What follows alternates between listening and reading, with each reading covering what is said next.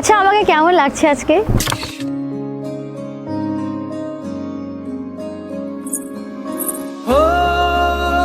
আমাদের first meet হয়েছিল সেবকের কালী মন্দিরে।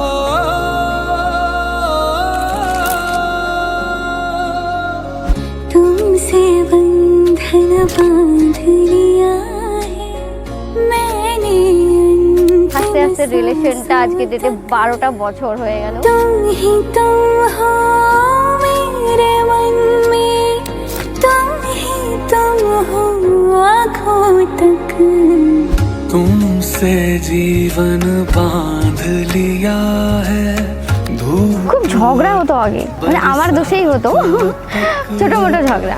तुम ही तुम हो मेरे दिन में तुम ही तुम हो रातों तक लगा तुमसे मन लगा तुमसे मन के लगा तुमसे मन हो पिया